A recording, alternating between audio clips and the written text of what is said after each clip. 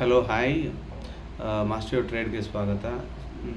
ಏನಂದರೆ ಇವಾಗ 3-4 ಮಂತ್ಸಿಂದ ವಿಡಿಯೋ ಮಾಡಿಲ್ಲ. ಯಾಕೆ ಮಾಡಿಲ್ಲ ಅಂದರೆ ನಿಮಗೆ ಗೊತ್ತಿರ್ಬೋದು, ಮಾರ್ಕೆಟಲ್ಲಿ ಏನಿಲ್ಲ, ಆಲ್ಮೋಸ್ಟ್ ಬೇರಿಶ್ ಮೋಡ್ ಇದೆ ಮಾರ್ಕೆಟು. ಸೊ ನಾವು ಲಾಂಗ್ ಟರ್ಮ್ ಇನ್ವೆಸ್ಟರ್ ಆಗಿರೋದ್ರಿಂದ ನಮಗೇನು ಕೆಲಸ ಇಲ್ಲ, ಜಸ್ಟ್ ವೆಯ್ಟ್ ಮಾಡಿ ಒಳ್ಳೆ ಸ್ಟಾಕ್ಸ್ನ ಸೆಲೆಕ್ಟ್ ಮಾಡಿ ಇನ್ವೆಸ್ಟ್ ಮಾಡಿ ವೆಯ್ಟ್ ಮಾಡಿ ಪ್ರಾಫಿಟ್ಸ್ಗೆ. ಸೊ ವೆಯ್ಟ್ ಮಾಡಿದ್ರೆ ನೀವು ಕಾಸು ಮಾಡೋದಕ್ಕಾಗುತ್ತೆ.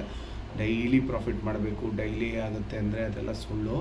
ಈ ಥರ ಮಾರ್ಕೆಟಲ್ಲಿ ಇಟ್ಸ್ ಎ ಲರ್ನಿಂಗ್. ಯಾವ್ಯಾವ ಥರ ಇರುತ್ತೆ, ಯಾವ್ಯಾವ ಥರ ಸ್ಟಾಕ್ಸ್ ಎಂಟ್ರ್ ಆಗಬೇಕು, ಯಾವಾಗ ಎಕ್ಸಿಟ್ ಆಗಬೇಕು, ಎಷ್ಟು ವ್ಯಾಲ್ಯೂಯೇಷನ್ಸ್ ಇರಬೇಕು, ಎಷ್ಟು ಚೀಪ್ ಇರಬೇಕು, ಎಂಟ್ರಿ ಯಾವ ಥರ ಇರಬೇಕು ಅಂತ.